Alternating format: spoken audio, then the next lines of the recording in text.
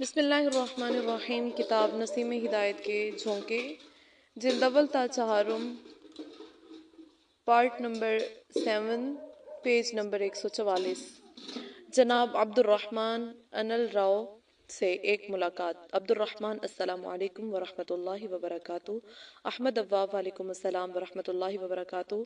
سوال: عبد الرحمن صاحب، ایک زمانہ قبل ہمارے ہاں سے ارمغان دعوت میں حضرت مولانا علی میاں نور اللہ مرکزو کے نام آپ کا ایک خط شائع ہوا تھا۔ اس وقت سے آپ سے ملاقات کا اشتیاق تھا۔ آپ ایسے وقت میں تشریف لائے جب مجھے ایک دوسری بھی ضرورت درپیش تھی۔ پھلت سے شائع ہونے والے دعوتی ماہنامے ارمغان میں دسترخواں اسلام پر آنے والے نئے خوش نصیب بھائی بہنوں کے انٹرویو شائع کرنے کا ایک سلسلہ چل رہا ہے۔ ستمبر کے شمارے کے لیے میں تلاش میں تھا کہ آپ سے ملاقات کروں۔ بہت اچھے وقت پر آپ کا آنا ہوا۔ جواب: مجھے بھی بعض بہت ضروری مشورے مولانا کلیم صدیقی صاحب سے کرنے تھے۔ سالوں ملے بھی ہو گئے تھے۔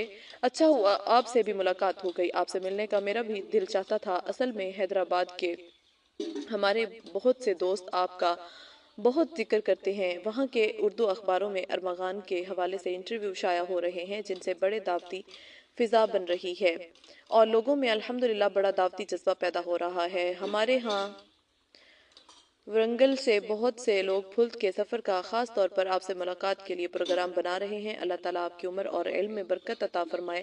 دل بہت خوش ہوتا ہے کہ ہمارے حضرت کے صاحبزادہ بھی مشن سے جڑ گئے ہیں۔ اللہ تعالیٰ قبول فرمائے۔ سوال: آمین۔ اللہ آپ کی زبان مبارک کرے اور مجھ نااہل کو بھی اپنے دین کی خدمت خصوصاً دعوت کے لیے قبول فرمائے۔ آمین۔ جناب عبد الرحمن صاحب، اپنا خاندانی تعارف کروائیں۔ جواب: میں شہر ورنگل کے ایک بڑے تاجر کے گھر میں اب سے تقریباً 51 سال پہلے 13 اگست 1954 کو پیدا ہوا۔ نام انیل راؤ رکھا گیا۔ 5 سال کی عمر میں اسکول میں داخل ہوا۔ 1959 میں ہائی اسکول، پھر 1961 میں 12ویں کلاس سائنس سائٹ سے پاس کی۔ اس کے بعد 1964 میں بی ایس سی اور 66 میں فزکس سے ایم ایس سی کیا اور اس کے بعد پی ایچ ڈی میں رجسٹریشن کرا لیا۔ سوال: ایسی معیاری تعلم کے باوجود آپ ہر دوار رشی کیش کس طرح گئے؟ جواب: میرے والد صاحب میری شادی کرنا چاہتے تھے مگر نہ جانے کیوں میرا دل اس طرح کے جھملیوں سے گھبراتا تھا۔ میرے پتا جی نے شادی کے لیے دباؤ ڈالا تو میں گھر سے فرار ہو گیا۔ میں نے ہر دوار کا رخ کیا۔ میں نے ارادہ کر لیا کہ مجھے برہم چریا کی مجرد زندگی گزارنی ہے۔ ہمارا گھرانہ آریہ سماجی تھا۔ ہریدوار میں ایک کے بعد ایک 6 آشرموں میں رہا مگر مجھے وہاں کا ماحول نہ بھایا۔ ہردوار میں ایک انجینئر صاحب بی ایچ ایل میں ملازمت کرتے تھے اور وجے واڑہ کے رہنے والے تھے۔ میری ان سے اچھی دوستی ہو گئی۔ انہوں نے میری بے چینی دیکھ کر مجھے مشورہ دیا کہ مجھے رشی کیش میں شانتی کنجے میں جانا چاہیے یا وہیں پر کسی اور سماجی آشرم کو تلاش کرنا چاہیے۔ میں نے رشی کیش جا کر تلاش شروع کی۔ بہت تلاش کے بعد میں نے شری نتیاجن جی مہاراج کے ستیہ پور آکاش آشرم کو اپنے لیے مناسب سمجھا جہاں پر اکثر پڑھے لکھے لوگ رہتے تھے اور سوامی نتیانند جی خود بہت پڑھے لکھے تعلیم یافتہ آدمی تھے۔ وہ الہ آباد یونیورسٹی سے سنسکرت میں ڈاکٹریٹ کر کے ایک زمانہ تک وہاں ریڈر اور پھر پروفیسر رہ چکے تھے۔ 6 سال تک میں وہاں برہم چاری رہ کر گیان سیکھتا تھا۔ 6 سال کے بعد سوامی جی نے مجھ سے پریکشا امتحان کے لیے یگیا کرائے اور مجھے شاستری کی پردان کی۔ شاستری بننے کے بعد میں نے 7 سال میں 24 یگیا کیے جن میں بڑا امتحان تھا مگر میں سب کچھ تیاگ کر کے اپنے مالک کو پانے کے لیے آیا تھا۔ اس لیے میں نے مشکل سے مشکل وقت میں ہمت نہ ہاری اور ورنگل سے آنے کے 7 سال بعد میرے بھائی اور پتا جی مجھے ڈھونڈتے ڈھونڈتے رشی کیش پہنچے اور مجھے نہ جانے کس طرح تلاش کر لیا۔ آشرم میں آئے 1 ہفتہ تک میری خوشامد کرتے رہے اور مجھے واپس گھر لے جانے کے لیے زور دیتے رہے لیکن میرا دل گھر جاتے ہوئے گھبراتا تھا۔ میں نے اپنے والد اور بھائی کی بہت خوشامد کی اور مجھے ایشور کو پانے تک وہاں رہنے دینے کے لیے کہا۔ وہ مجھے چھوڑ کر اس شرط پر چلے گئے وہ اپنے خرچ پر آشرم میں رہے گا اور دان وغیرہ یعنی سب کا خیرات نہیں کھائے گا اور آشرم میں انہوں نے اپنا اندازہ سے اب تک کا خرچ بھی جمع کیا اور ایک بڑی رقم آئندہ کے لیے جمع کرا کے چلے گئے۔ سوال: اتنے روز تک ایک پروفیسر سوامی کے زیر تربیت ایسے پڑھے لکھے لوگوں کے ساتھ آشرم میں رہنے کے باوجود آپ کو اسلام کی طرف آنے کا خیال کیسا ہوا؟ اپنے قبول اسلام کے بارے میں ذرا تفصیل سے بتائیے۔ اصل میں جس سچے مالک کی تلاش میں میں نے ورنگل چھوڑا تھا اس کو مجھ پر ترس آیا اور اس نے میرے لیے راستہ خود نکال لیا۔ احمد بھائی، آپ کو معلوم ہے کہ آریہ سماج ہندو دھرم کی بہت संशोधित इस्लाह शुदा शक्ल है। इसमें एक निराकार खुदा की इबादत का दावा किया गया है, मूर्ति पूजा और पुरानी देवमालाई बातों का इनकार किया गया है। इस मजहब की असल किताब या ग्रंथ सत्यार्थ प्रकाश है, जो स्वामी दयानंद सरस्वती की तसनीफ है। स्वामी दयानंद सरस्वती की तसनीफ है। इस मजहब के बानी स्वामी विवेकानंद इस्लाम मजहब और इसकी तालीमात से बहुत ज़्यादा मुतासिर हुए और उन्होंने हिंदुओं को मुसलमान बनने से रोकने के लिए हिंदू मजहब को अकल के मुताबिक बनाने के लिए आर्य समाज की बुनियाद रखी। इनका दावा है कि आर्य समाज 100% वैदिक धर्म है, जो तुर्कों दलाइल पर मबनी है और बिल्कुल साइंटिफिक और लॉजिक है। मगर जब मैंने आर्य समाज को पढ़ा तो मेरे दिल में बहुत सी बातें खटकती थीं। 13 साल की सख्त तरीन तपस्या मुजाहिदा के बावजूद मैं अपने अंदर कोई तब्दीली महसूस नहीं करता था। मैं कभी कभी स्वामी नेतानिंद जी के करीब होने की कोशिश करता तो मैं उनको बहुत उलझा हुआ इंसान पाता। मैं जब उनके सामने अपने इश्कालात रखता तो कभी वो झुंझलाते। मुझे महसूस होता कि ये खुद ही अपनी बात से मुतमईन नहीं। 1992 मेरे लिए बहुत बहुत सख्त गुजरा। माँ बाप को दुख दर्द देकर 13 साल के संन्यास खलवत नशीनी के बाद इसके अलावा के लोग शास्त्री जी कहने लगे थे, मैंने अपने अंदर के इंसान को पहले से कुछ गिरा हुआ ही पाया। तरह तरह के ख्यालात मेरे दिल में आए। बाज दफ़ा कई रोज़ तक मेरी नींद उड़ जाती। कभी ख्याल आता कि खुदा को पाने के रास्ते गलत हैं, मुझे किसी और रास्ते को तलाश करना चाहिए। कभी ये ख्याल आता कि मेरी आत्मा में गंदगी है, इसलिए मुझ पर कुछ असर नहीं हो रहा। जब कभी रात को मुझे नींद ना आती तो मैं उठकर बैठ जाता और मन ही मन में अपने मालिक से दुआएं करता, सच्चे मालिक अगर तू मौजूद है और ज़रूर मौजूद है तो अपने अनिल राव को अपना रास्ता दिखा दे। तो खूब जानता है कि मैंने सब कुछ सिर्फ और सिर्फ तुझे पाने की खातिर छोड़ा है। इस दौरान उत्तरकाशी में एक सख्त तरीन जलजला आया। पूरा हरद्वार और ऋषिकेश दहल गया। मेरा दिल और भी डर गया। इसी तरह किसी दिन में भी किसी हादसा में मर गया तो मेरा क्या होगा। 17 दिसंबर 1992 की रात थी। मुझे स्वामी जी ने बुलाया और कहा कि हरियाणा के जिला सोनीपत में राई में एक बड़ा आर्य समाज आश्रम है, वहाँ वो लोग अपना 50 साला समार वो जश्न मना रहे हैं। मुझे वहां जाना था मगर मेरी तबीयत अच्छी नहीं। यूं भी अब आपका तारुफ कराना चाहता हूँ। वहां प्रोग्राम की सदारत और यज्ञ के लिए कल आपको वहां जाना है। मुझे ये सुनकर बहुत खुशी हुई कि स्वामी जी मुझसे कितना प्रेम करते हैं। खुशी खुशी कमरे में आया, सफर की तैयारी की, मगर रात को बिस्तर पर गया तो मेरे मन में आया कि इस संसार के सामने तारुफ और नाम हो भी जाए तो क्या इसीलिए तूने वरंगल छोड़ा था? माँ बाप भाई बहन सब कुछ त्याग करके इसी नाम के लिए तो आया था। मेरा दिल बहुत दुखा, मेरी नींद उड़ गई। मैं बिस्तर से उठा और आंख बंद करके मालिक से प्रार्थना करने लगा, मेरा मालिक तू सब कुछ करने वाला है, मुझे गुरु की आज्ञा है, तू जाना है। मेरे मालिक कब तक मैं अंधकार में भटकता रहूंगा? मुझे सच्ची राह दिखा दे, वो राह जो तुझे पसंद हो, वो रास्ता जिस पर चलकर तुझे पाया जा सके। खूब रो रो कर मैं दुआ करता रहा। रोते रोते मैं सो गया। मैंने ख्वाब में देखा मैं एक मस्जिद में हूँ। वहाँ एक खूबसूरत मौलाना साहब हैं, एक सफ़ेद चादर ऊपर और एक नीचे लुंगी बांधे तकिया लगाए बैठे हैं। बहुत सारे लोग अदब के साथ बैठे हैं। लोगों ने बताया कि ये हज़रत मोहम्मद सल्लल्लाहु अलैहि वसल्लम है। मैं लोगों से सवाल किया, वो मोहम्मद साहब जो मुसलमानों के धर्म गुरु हैं? तो खुद हज़रत मोहम्मद ने जवाब दिया, नहीं नहीं, मैं सिर्फ मुसलमानों का धर्म गुरु रसूल नहीं बल्कि मैं तुम्हारा भी रसूल हूँ। मेरा हाथ पकड़ा और अपने पास बिठाया और बड़े प्यार से मुझे गले लगाया। फरमाया कि जो तलाश करता है वो पाता है। तुम्हें कोई हमदर्द मिले तो कदर करना। आज का दिन तुम्हारे लिए ईद का दिन है। मेरी आंख खुल गई। मेरे दिल का हाल अजीब था, गुदगुदी सी लग रही थी। आप खुश हो रहा था। मेरे साथियों ने मुझे इतना खुश कभी नहीं देखा था। वो कहने लगे कि स्वामी जी अपनी जगह अध्यक्षता सदारत के लिए भेज रहे हैं। वाकई आपको खुश होना ही चाहिए। इनको क्या मालूम था कि मैं खुश क्यों हो रहा हूँ। सुबह सवेरे उठकर मैं ऋषिकेश बस अड्डे पहुंचा, वहां से सहारनपुर पहुंचा। बस अड्डे के सामने एक मस्जिद दिखाई दी। मैं मस्जिद के अंदर गया। लोग मुझे हैरत से देख रहे थे। मैंने कहा कि मालिक का घर है, दर्शन करने आया हूँ। मैंने मस्जिद के अंदर जाकर चारों तरफ तलाश किया कि रात वाले लोगों में कोई मिले, मगर मस्जिद खाली थी। मस्जिद में से वापस आया और बड़ूत की बस में बैठ गया। बड़ूत से मुझे हरियाणा के लिए बस मिलनी थी। सोनीपत जाने वाले हरियाणा रोड वीज में सवार हुआ। आगे की सीट पर आपके अभी मौलाना कलीम साहब बैठे हुए थे। मैंने उनसे मालूम किया कि आपके पास कोई और है? उन्होंने कहा, नहीं कोई नहीं, आप तशरीफ रखिए। बहुत खुशी के साथ बिठाया। मौलाना साहब ने मुझसे मालूम किया कि पंडित जी कहाँ से आ रहे हो?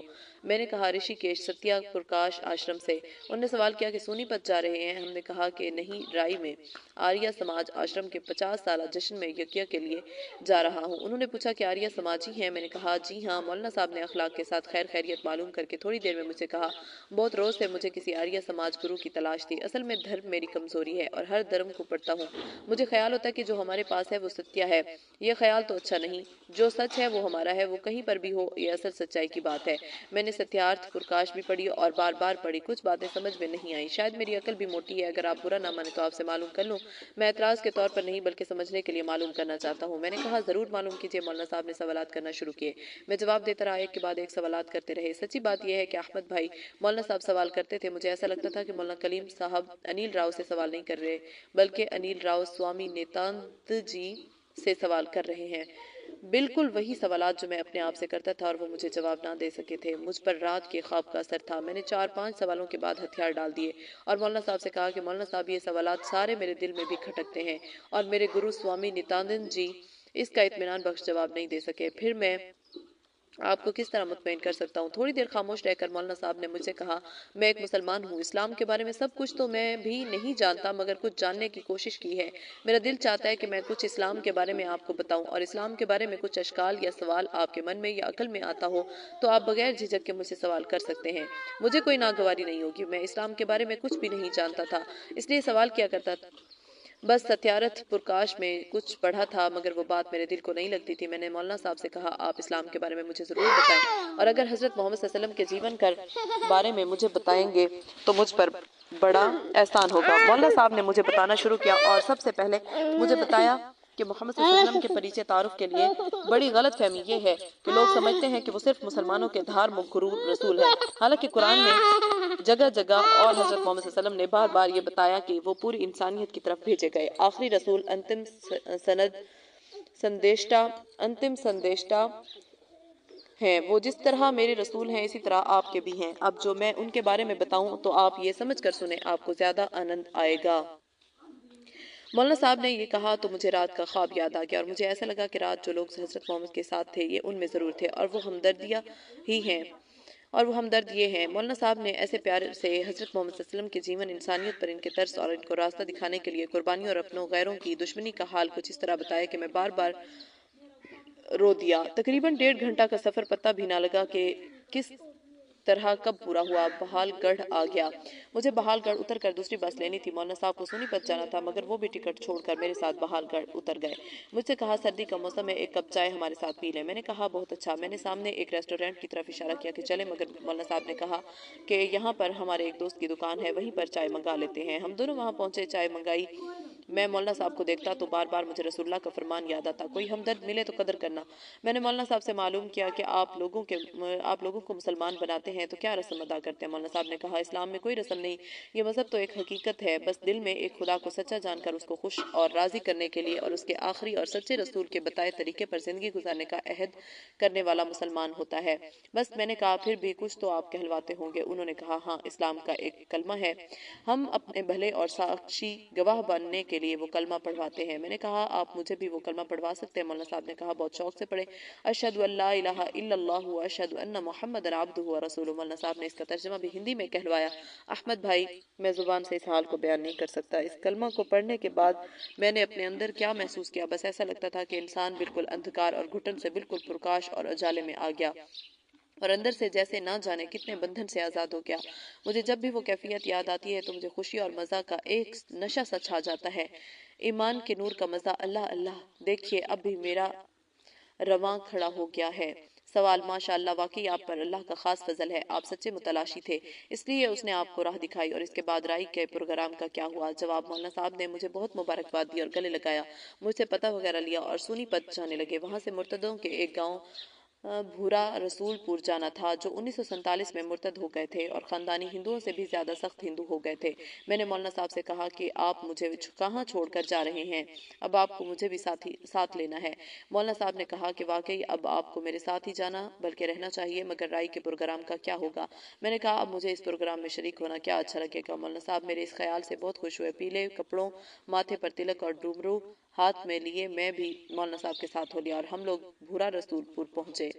مولانا صاحب نے بتایا کہ اس علاقہ کے لوگ اسلام کو جانتے نہیں تھے، ان کو ایمان کی قدر و قیمت معلوم نہیں تھی، اس لیے 1947 میں فسادات سے گھبرا کر یہ مرتد ہندو ہو گئے تھے۔ چھوٹے بچہ کے ہاتھ میں ہیرا ہو، اس کو ہیرے کی قیمت کیا معلوم؟ اب اگر اس کو کوئی ڈرا دھمکا دے تو وہ ہیرا دے دے گا کہ یہ پتھر ہے، اگر وہ ہیرا جوہری کے ہاتھ میں ہو تو وہ جان دے دے گا مگر ہیرا نہیں دے گا۔ اب ہم لوگ ان کو ایمان کی ضرورت और कीमत बताकर दोबारा इस्लाम में लाने की कोशिश में हैं। भूरा गांव में एक मस्जिद थी, बिल्कुल वीरान। मौलाना साहब ने बताया कि यहाँ अब सिर्फ एक गुजर घर मुसलमान है।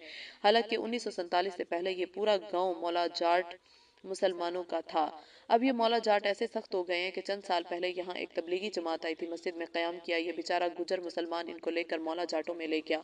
बस गांव में फसाद हो गया। इन मुर्तदों ने अदालत में मुकदमा कर दिया कि शर फैलाने के लिए ये हमारे यहाँ मुल्लाओं को लेकर आया है। मुकदमा चला और इस बेचारे गुजर की एक गश्त की रहबरी की कीमत मुकदमा में तकरीबन 20,000 रुपए लगाकर चुकानी पड़ी। उत्तरकाशी के ज़िलज़िला के झटके यहाँ तक आए थे। लोगों के दिल जरा डरे हुए और नरम थे। मौलाना साहब ने मस्जिद के इमाम साहब से कहा कि कोशिश करो, कुछ जिम्मेदार लोगों को मस्जिद में बुला लाओ, कुछ मशवरा करना है, कम से कम किसी बहाने लोग अल्लाह के घर में आ जाएंगे। इमाम साहब ने कहा भी कि ये लोग मस्जिद में नहीं आएंगे, मगर मौलाना साहब ने कहा कोशिश करें, अगर आ गए तो अच्छा है, वरना प्रधान के घर में लोगों को बुलाएंगे। खुदा का करना ऐसा हुआ कि वो लोग मस्जिद में आ गए। मैंने मौलाना साहब से पहले कुछ कहने की ख्वाहिश जाहिर की। मौलाना साहब ने इजाज़त दे दी। मैंने लोगों से अपना परिचय तारुफ कराया कि मैं वरिंगल के बहुत बड़े ताजर का बेटा हूँ। MSc करने के बाद PhD मुकम्मल करने वाला था कि घर वालों ने शादी के लिए दबाव दिया। मैं दुनिया के झमेलों से बचकर हर दवार आ गया। एक के बाद एक तकरीबन हर आश्रम को देखा। बाद में ऋषिकेश रहा, वहाँ भी बहुत से आश्रमों में रहा। 13 साल वहाँ तपस्या मुजाहिदे करता रहा। 13 साल में मुझे इस हिंदू धर्म के मरकज में इसके अलावा कुछ ना मिला कि लोग मुझे शास्त्री जी कहने लगे। इसके अलावा शांति जिसका नाम है उसका कहीं पता नहीं लगा। मालिक की मेहरबानी हुई। मौलाना साहब के साथ बड़ूत से बहालगढ़ तक का सफर किया। सच्ची बात कहता हूँ, जो शांति मुझे 1.5 घंटा इस्लाम की बातें सुनकर बड़ूत से बहालगढ़ तक मौलाना साहब के साथ सफर करके और कलमा पढ़कर मिली, वो 13 सालों में मुझे नहीं मिली। मेरे भाइयों, ऐसे शांति और सच्चे धर्म को छोड़कर इस बेचैनी में आप क्यों वापस जा रहे हैं? ये कहते हुए मुझसे रहा ना गया और मेरी हिचकियां बंध गई। मेरी इस सच्ची और दर्द भरी बात का वहाँ के लोगों पर बड़ा असर हुआ और वहाँ के लोगों ने इस्लामी स्कूल कायम करने के लिए आमादगी जाहिर की, बल्कि इसके लिए चंदा भी दिया। इसमें सबसे ज्यादा दिलचस्पी गांव के प्रधान करण सिंह ने दिखाई, जो सबसे ज्यादा इस्लाम का मुखालिफ था। मौलाना साहब बहुत खुश हुए और मुझे मुबारकबाद दी और कहने लगे, आपका इस्लाम इंशाअल्लाह ना जाने कितने लोगों के लिए हिदायत का जरिया बनेगा। सवाल, इसके बाद आप कहाँ रहे? जवाब, मौलाना साहब के साथ फुल्त वापस आए, कपड़े उतारे, चोटी कटवाई, खत बनवाया, हुलिया ठीक करा के मौलाना साहब ने मुझे जमात में चिल्ला लगाने के लिए भेज दिया। हमारा चिल्ला मथुरा के इलाके में लगा। मुझे अपने इस्लाम की बहुत खुशी थी। बार बार मैं शुक्राने की नमाज पढ़ता था। मेरे अल्लाह ने मेरी मुराद पूरी की। जब मैं हिंदुओं को देखता कि बेचारे रास्ता में नामालूम होने की वजह से कुफ्र और शिर्क के लिए कैसी कुर्बानियां दे रहे हैं, तो मुझे ख्याल होता कि ये तो मुसलमान का जुल्म है। कितने लोग रोज कुफ्र और शिर्क पर मरकर हमेशा की दोजख का ईंधन बन रहे हैं। प्यारे नबी सल्लल्लाहु अलैहि वसल्लम ने तो ये काम पूरे मुसलमानों के जिम्मे सौंपा था। मैं इस सिलसिला में बहुत सोचने लगा। मेरी खुशी एक तरह गम की तरफ लौट आई। इस गम में घुलता था कि किस तरह लोगों तक हक पहुंचे। मैंने मथुरा मरकज से हजरत मौलाना अली मियाँ का पता लिया और इनके नाम अपने इस हाल के लिए खत लिखा। वो खत आपने अरमगान दावत में पढ़ा होगा। वो खत कारीन अरमगान के लिए झैल में दिया जा रहा है।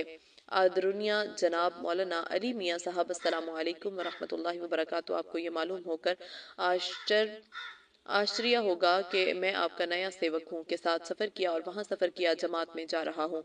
वहाँ से आकर हरिद्वार में काम करने का इरादा है। वहाँ पर शांति की तलाश में आए मुझ जैसे कितने लोग भटक रहे हैं। आप मेरे लिए दुआ करें। एक पर्शन गलती की मुआफ़ी के साथ आपसे करता हूँ। जो लोग इस्लाम की दावत ना देने की वजह से इस्लाम से दूर रहकर दुनिया से चले गए और सदा के नरक के ईंधन बन गए, उनकी जिम्मेदारी किस पर होगी? आपसे दुआ की उम्मीद है। आपका सेवक अब्दुर्रहमान अनिल राव शास्त्री।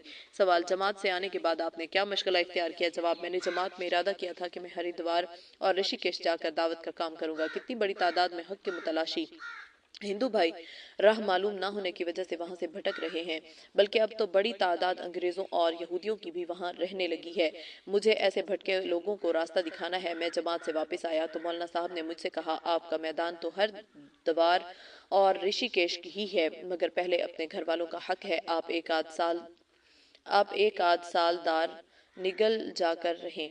मैं वरिंगल गया और वहां जाकर मालूम हुआ कि मेरे वालिद और वालदा के इंतकाल हो गया। वो आखिर तक मुझे याद करते रहे, तड़पते रहे। अभी तक मुझे गैर मुतालिक हिंदुओं के कुफ्र शिर्क पर मरने का गम सवार था, मगर अब मेरी माँ ने, जिसने मुझे जन्म दिया, जिसने अपने खून से बना दूध पिलाया, जिसने मेरा पेशाब पखाना साफ किया, मेरे प्यारे वालिद जो मुझे अपनी आंखों का तारा समझकर पालते पोसते रहे, मेरे घर से जाने के बाद 5-6 साल तक सारे देश में मुझे तलाश करते रहे, फिर रोते रहे।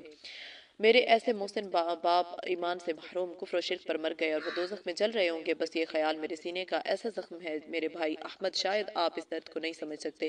یہ ایک زخم ہے جس کا کوئی مرہم نہیں، اور ایسا درد ہے جس کی کوئی دوا نہیں، اور جب میں یہ سوچتا ہوں کہ مسلمانوں نے ان کو ایمان نہیں پہنچایا تو میں سوچتا ہوں کہ ایسے ظالموں کو کیسے مسلمان کہوں۔ یہ بات بھی ہے کہ بھٹکے کو مسلمان نہیں راستہ دکھایا، مگر شاید میرے لیے ایمان سے زیادہ ضروری میرے ماں باپ کا ایمان ہے، جبکہ وہ اسلام سے بہت قریب تھے۔ اپنے گھر میں مسلمان ملازم رکھتے تھے، ڈرائیور ہمیشہ مسلمان رکھتے تھے، بیڑی کی فیکٹری میں سارے کام کرنے والے مسلمان تھے۔ ہندو دھرم میں ان کو ذرا بھی یقین نہ تھا۔ وہ کہا کرتے تھے میں تو پہلے جنم میں مسلمان ہی رہا ہوں گا، اس لیے مجھے صرف اسلام کی باتیں بھاتی ہیں۔ ایک روز وہ اپنے ڈرائیور سے کہنے لگے کسی برے کرم کی وجہ سے میں اس جہنم میں ہندو پیدا ہو گیا، اگلے جنم میں امید ہے کہ میں مسلمان پیدا ہوں گا۔ احمد بھائی، میں بیان نہیں کر سکتا کہ اس غم میں کس قدر گھلتا ہوں، اور مجھے کبھی کبھی مسلمانوں پر حد درجہ غصہ بھی آتا ہے۔ میرے بھائی، کاش میں پیدا نہ ہوتا۔ روتے ہوئے آپ ذرا تصور کریں اس بیٹے کا غم اور زندگی کا دکھ، جس کو یقین ہو کہ اس کے پیارے مشفق و محسن ماں باپ دوزخ میں جل رہے ہوں گے۔ بہت دیر تک روتے رہے۔ سوال: کیا خبر اللہ تعالیٰ نے ان کو ایمان عطا کر دیا ہو؟ جب وہ ایمان کے اس قدر قریب تھے، ہو سکتا ہے کہ اللہ تعالیٰ نے فرشتوں سے ان کو کلمہ پڑھوا دیا ہو۔ ایسے بھی واقعات ملتے ہیں۔ جواب: ہاں میرے بھائی، کاش یہ بات سچ ہو۔ جھوٹی تسلی کے لیے میں اپنے دل کو یہ بھی سمجھاتا ہوں، مگر ظاہر ہے کہ یہ صرف تسلی ہے۔ سوال: باقی رشتہ داروں کی تو آپ فکر کرتے، آپ نے ان پر کچھ دعوتی کام کیا؟ جواب: الحمدللہ میرے بڑے بھائی بھابھی 2 بچوں کے ساتھ مسلمان ہو گئے تھے۔ والد کے انتقال کے بعد کاروبار پر بہت برا اثر پڑا، فیکٹری بند ہو گئی۔ انہوں نے گھر بیچ کر اب گلبرگہ میں مکان خریدا ہے اور کاروبار شروع کیا ہے۔ سوال: آپ کی شادی کا کیا ہوا؟ جواب: میری طبیعت ذمہ داری سے گھبراتی ہے، اس لیے اندر سے دل شادی کے لیے آمادہ نہیں تھا۔ مجھ جیسے معذور کے لیے شاید شریعت میں گنجائش بھی ہوتی، مگر مولانا صاحب نے نکاح کی سنت ہونے اور اس کے فضائل کچھ اس طرح بیان کیے کہ مجھے اس میں عافیت معلوم ہوئی۔ میں نے ایک غریب لڑکی سے شادی کر لی ہے، الحمدللہ وہ بہت نیک سیرت اور حد درجہ خدمت گزار ہے۔ اللہ تعالیٰ نے ہمیں 2 بچے، ایک لڑکا اور ایک لڑکی عطا فرمائے ہیں۔ سوال: ہردوار رشی کیش میں کام کے ارادہ کا کیا ہوا؟ جواب: والد اور والدہ کے کفر و شرک پر مرنے کے غم نے مجھے نڈھال کر دیا تھا۔ ایک زمانہ تک میرے ہوش و حواس ختم ہو گئے تھے، نیم پاگل جنگلوں میں رہنے لگا۔ بھائی صاحب مجھے پکڑ کر لائے، علاج وغیرہ کرایا، کئی سال میں جا کر طبیعت بحال ہوئی۔ 3 سال پہلے میں رشی کیش گیا، ستیا پرکاش آشرم پہنچ گیا، سوامی نتانند جی سے ملا، کچھ کتابیں میرے پاس تھی۔ مولانا صاحب کی آپ کی امانت آپ کی سیوا میں ان کو وہ بہت بیمار تھے، ان کے غدود میں کینسر ہو گیا تھا۔ ایک روز انہوں نے مجھے تنہائی میں بلایا، مجھ سے کہا کہ میرے دل میں بھی یہ بات آتی ہے کہ اسلام سچا مذہب ہے، مگر اس ماحول میں میرے لیے اس کو قبول کرنا سخت مشکل ہے۔ میں نے ان کو بہت سمجھایا کہ آپ اتنے پڑھے لکھے آدمی ہیں، اپنے دھرم کو ماننے کا ہر انسان کو پورے سنسار کے لوگوں کے سامنے قانونی حق ہے، آپ کھل کر اعلان کریں، مگر وہ ڈرتے رہے، بار بار مجھ سے اسلام پر یقین کا ذکر کرتے۔ میں نے ان کو قرآن شریف ہندی ترجمے کے ساتھ لا کر دیا، وہ ماتھے اور آنکھوں سے لگا کر اس کو روز پڑھتے تھے، ان کی بیماری بڑھتی رہی۔ میں نے اس خیال سے کہ کفر پر مرنے سے بچ جائیں، ان سے کہا آپ سچے دل سے کلمہ پڑھ کر مسلمان ہو جائیں، چاہے لوگوں سے اعلان نہ کریں، دلوں کا بھید جاننے والا تو دیکھتا اور سنتا ہے۔ وہ اس پر راضی ہو گئے، میں نے ان کو کلمہ پڑھوایا اور ان کا نام محمد عثمان رکھا۔ موت سے 1 روز پہلے انہوں نے آشرم کے لوگوں کو بلایا اور ان سے اپنے مسلمان ہونے کا کھل کر اعلان کیا اور کہا کہ مجھے جلایا نہ جائے بلکہ اسلام کے طریقے پر دفنایا جائے۔ لوگوں نے اسلام کے طریقے پر تو نہیں بلکہ ہندوؤں کے طریقے پر ان کو بٹھا کر سمادھی بنا دیا۔ اللہ کا شکر ہے کہ وہ یہاں کی آگ سے بھی بچ گئے۔ ان کے مسلمان ہونے پر رشی کیش میں بہت سے لوگ میرے مخالف ہو گئے، مجھے وہاں رہنے میں خطرہ محسوس ہونے لگا۔ میں نے پھول تا کر پورے حالات بتائے۔ مولانا صاحب نے میرا حوصلہ بڑھایا کہ دائی کو ڈرنا نہیں چاہیے، قرآن کا ارشاد ہے الذین یبلغون رسالات اللہ ویخشونہ ولا یخشون احدا الا اللہ وَكَفَى بِاللَّهِ حَسِيبًا۔ جو لوگ اللہ کا پیغام پہنچاتے ہیں اور اس سے ڈرتے ہیں، وہ اللہ کے سوا کسی سے نہیں ڈرتے، اور ان کے حساب کے لیے اللہ کافی ہے۔ اللہ کی مدد ہمیشہ دائیوں کے ساتھ رہی ہے۔ کچھ روز گلبرگہ رہ کر میں نے پھر رشی کیش کا سفر کیا۔ ہمارے آشرم کے کئی ذمہ دار اب میرے اور اسلام کے بہت قریب ہیں، اور دوسرے آشرموں میں بھی لوگ مانوس ہو رہے ہیں۔ شانتی گنج کے تو بہت سے لوگ اسلام کو پڑھ رہے ہیں۔ امید ہے کہ دعوت کی فضا ضرور بنے گی۔ اب کافی لوگ میری باتیں محبت سے سنتے ہیں، میرا ارادہ مستقل وہیں رہ کر کام کرنے کا ہے۔ اللہ تعالیٰ مجھے ہمت عطا فرمائے۔ سوال: بہت بہت شکریہ عبد الرحمن صاحب، آپ سے بہت سی باتیں قارئین ارمغان کے حوالے سے ہو گئیں، آپ ان کو کچھ پیغام دینا چاہیں گے؟ جواب: بس مسلمان بھائیوں سے تو میری درخواست یہی ہے کہ ہم جیسے دکھیاروں کے غم کو سمجھیں جن کو اللہ نے ہدایت دی مگر ان کے ماں باپ دوزخ میں جل رہے ہیں، ذرا گہرائی سے اس غم کو سمجھنے کی کوشش کریں اور نبی صلی اللہ علیہ وسلم نے جو ذمہ داری ہم مسلمانوں کے ذمہ سپرد کی ہے اس کے لیے فکر کریں۔ سوال: واقعی آپ کی بات سچی ہے، اللہ تعالیٰ ہمیں اس درد کو سمجھنے کی توفیق عطا فرمائے، آمین۔ سوال: جزاکم اللہ خیرہ، السلام علیکم۔ جواب: وعلیکم السلام ورحمۃ اللہ وبرکاتہ۔ مستفاد از ماہنامہ ارمغان، ستمبر 2005۔ جناب نور محمد رام پھل سے ایک ملاقات۔ احمد ابا السلام علیکم ورحمۃ اللہ. نور محمد وعلیکم السلام ورحمۃ اللہ. سوال: نور محمد صاحب، ہمارے ہاں سے ایک اردو میگزین ارمغان کے نام سے نکلتا ہے. مجھے اس کے لیے آپ سے کچھ باتیں کرنی ہے تاکہ وہ باتیں آپ کے رسالہ میں آئیں اور لوگوں کو اس رسالہ میں آئیں اور لوگوں کو ان سے فائدہ ہو. جواب: احمد بھیا، مجھ دیہاتی سے آپ ایسی کیا باتیں کریں گے جن سے لوگوں کو فائدہ ہو؟ سوال: آپ کو اللہ تعالیٰ نے ایسے زمانہ میں اپنے فضل سے ہدایت دی ہے، آپ کی زندگی میں اللہ کی کریمی کا نمونہ ہے. جواب: ہاں بھیا، اس میں کیا شک ہے کہ میرے اللہ نے مجھے ہدایت دی. روتے ہوئے میں ہرگز اس لائق نہیں تھا. اگر میرے روئیں میں ایک جان ہو اور اللہ کے شکر میں اس کو قربان کر دوں تو پھر بھی شکر ادا نہیں ہو سکتا، اور جان اور رواں بھی اس کی نعمت ہے. سوال: آپ اپنا تعارف کرائیے، یعنی اپنا پریچے دیجئے. جواب: میرا پرانا نام رام پھل ہے. میں میرٹھ ضلع کے ایک گاؤں دادری کے گجر گھرانے میں پیدا ہوا. پتا جی ایک چھوٹے کسان تھے. تقریباً 25 سال ہوئے ان کا دیہانت انتقال ہو گیا. مجھے میرے اللہ نے 13-14 سال پہلے ہدایت دی. میں نے پھل تا کر آپ کے والد صاحب کے ہاتھ پر اسلام قبول کیا اور میری مرضی سے انہوں نے میرے بڑے بھائی کے نام پر میرا نام نور محمد رکھا. سوال: آپ کے بڑے بھائی بھی مسلمان ہو گئے تھے؟ جواب: جی ہاں، اصل میں مسلمان وہی ہوئے تھے اور مجھے ان کے صدقے میں ہدایت ملی. سوال: ذرا تفصیل سے اپنے قبول اسلام کا واقعہ سنائیے. جواب: میرے ایک بڑے بھائی جے پال تھے. وہ کھتولی میں میرٹھ والے لالاؤں کے ہاں ملازم تھے. ان کے ہاں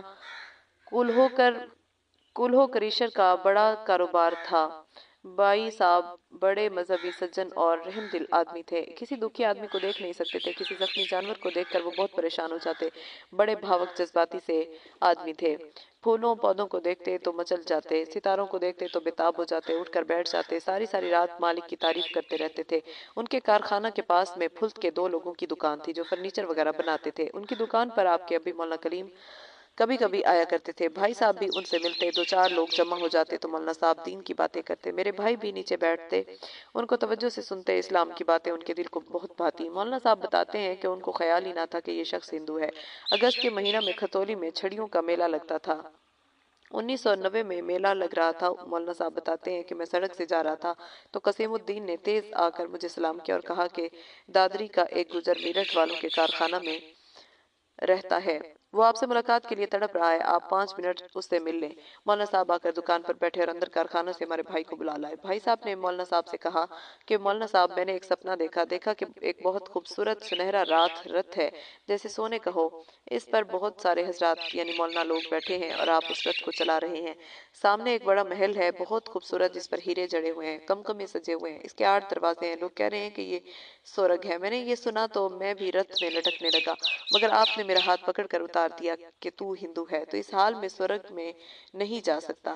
آپ سب لوگ سورگ میں چلے گئے اور میں روتا ہوا کھڑا رہ گیا. یہ کہہ کر بھائی صاحب مولانا صاحب سے چمٹ گئے اور خوب روئے. مولانا صاحب آپ نے مجھے سورگ میں جانے کیوں نہیں دیا؟ آپ کا کیا بگڑ جاتا؟ مولانا صاحب نے ان کو تسلی بھی دی اور کہا کہ بھائی مجھے تو اس خواب کا پتہ بھی نہیں، مجھے کسی کو سورگ سے روکنے کا حق بھی نہیں.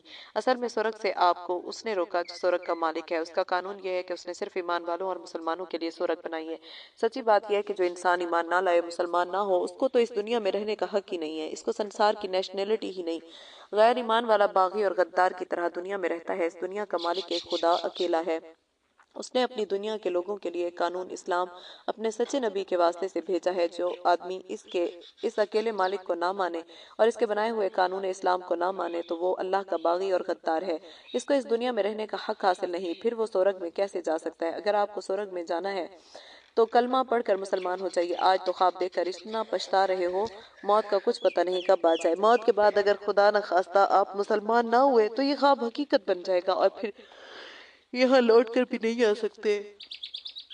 بھائی صاحب نے کہا دادری جیسے گاؤں میں آج کے فسادات کے دور میں اگر میں مسلمان ہو جاؤں تو میرے گھر کے لوگ مجھے مار ڈالیں گے. مولانا صاحب نے کہا مار ڈالیں گے تو آپ شہید ہو جائیں گے اور بھی جلدی جنت میں پہنچ جائیں گے. بھائی صاحب نے کہا اگر میں مسلمان ہو جاؤں تو مجھے گھر چھوڑنا پڑے گا، پھر میں کہاں رہوں گا؟ مولانا صاحب نے کہا کہ آپ پھلت آ جائیے اور ہمارے ہاں رہیے. بھائی صاحب نے کہا میں 2-4 روز میں گھر والوں سے کہہ کر آؤں گا. مولانا صاحب بتاتے ہیں کہ ملاقات کر کے وہ پھلت چلے آئے. خیال تھا کہ 2-4 روز میں جے پال بھائی پھلت آ جائیں گے، مگر وہ نہیں آئے. نومبر کے آخر میں ایک روز مولانا صاحب ظہر کی نماز کے لیے نکلے. دیکھا کہ جے پال بھائی صاحب باہر بیٹھے ہیں، کچھ پھل وغیرہ لے کر آئے ہیں. مولانا صاحب سے گلے ملے اور بولے مولانا صاحب آپ सोचते होंगे कि धोखा दे गया। असल में मेरे नाम कुछ ज़मीन थी। मेरी एक माँ है। मैंने सोचा कि माँ की सेवा भी उनका हक है। मैं यहाँ से चला जाऊँ तो उनकी सेवा का क्या होगा। मैंने अपने भतीजे को बुलाया और उसको कसम दी और इससे वादा लिया कि मैं अपनी सारी ज़मीन तेरे नाम करता हूँ, मगर शर्त यह है कि तू मेरी माँ यानी अपनी दादी की दिल से सेवा करेगा। वो राजी हो गया। ज़मीन और घर का हिस्सा उसके नाम कराने में इतना वक्त लग गया। अब मैं आ गया हूँ, मुझे मुसलमान होने के लिए क्या करना है। मौलाना साहब उनको अपने साथ मस्जिद में ले गए और उनको गुस्ल का तरीका बताकर मस्जिद के गुस्ल खाना में नहाने के लिए कहा। फुल्क में एक अरब जमात आई हुई थी। जमात से 2-4 मिनट पहले मौलाना साहब उनको मस्जिद के अंदर वाले हिस्से में ले गए और जाकर कलमा पढ़ाया। मस्जिद के सहन में धूप में जमात के लोग बैठे थे। सब देखने लगे कि अजनबी को अंदर क्यों ले जा रहे हैं। जमात खड़ी हो गई। मौलाना साहब ने भाई साहब का नाम नूर मोहम्मद रखा, अपने बराबर में जमात में खड़ा कर लिया। किसी तरह नमाज पढ़ी, नमाज पढ़कर घर आए, खाना वगैरह खाया। असर की नमाज में फिर मस्जिद गए। नमाज में अरब लोगों को देखा। वो भाई साहब को बहुत अच्छे लगे। भाई साहब रात को इनके साथ रहे। अगले रोज इतवार का दिन था। जमात मेरठ जाने वाली थी। भाई साहब ने मौलाना साहब से कहा कि मेरा दिल इस जमात के साथ जाने को चाह रहा है। मौलाना साहब ने अमीर साहब से, जो गुजरात के रहने वाले थे, भाई साहब का तारुफ कराया।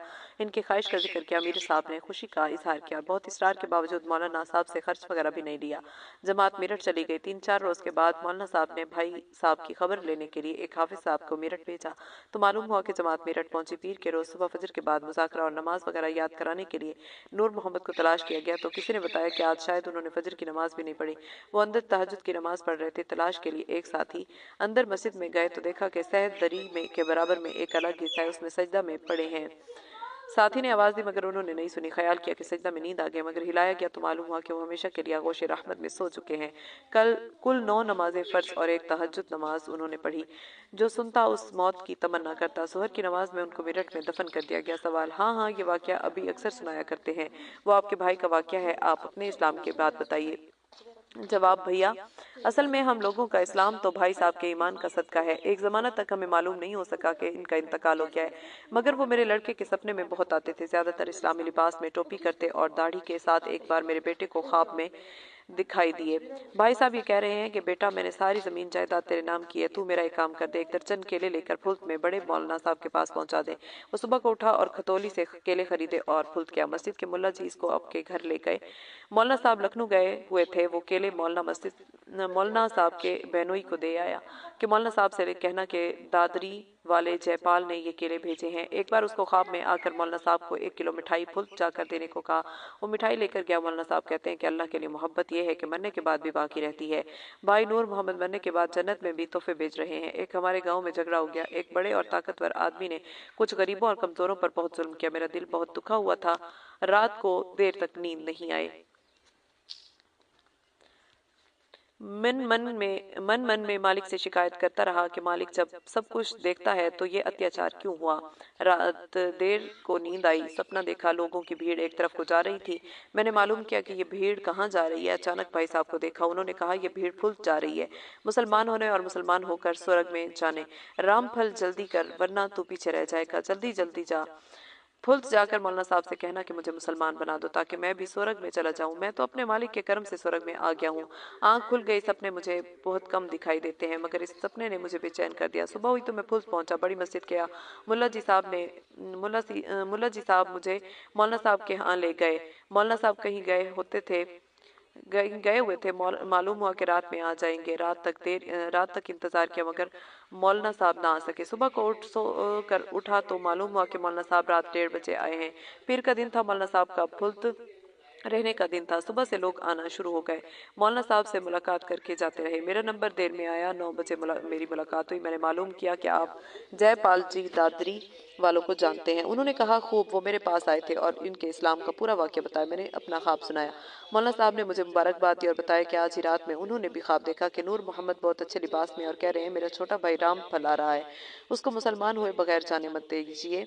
मौलाना साहब ने मेरा नाम मालूम किया और कहा, आप नूर मोहम्मद के छोटे भाई रामफल हैं। मौलाना साहब से बगैर बताए नाम सुनकर मुझे अपने ख्वाब के और सच्चा होने का यकीन हो गया। मैंने मौलाना साहब से खुद भी मुसलमान होने का कहा। मौलाना साहब ने मुझे कलमा पढ़वाया और मुझसे कहा कि अगर आप इस्लामी नाम रखना चाहें तो नाम बदल सकते हैं। नाम बदलना कोई ज़रूरी नहीं, असल में दिल का बदलना ज़रूरी है। मैंने कहा, आप मेरा नाम ज़रूर रख दें और अच्छा है कि जो नाम लेकर मेरे बड़े भाई स्वर्ग में गए हैं, मेरा नाम भी वही रख दें।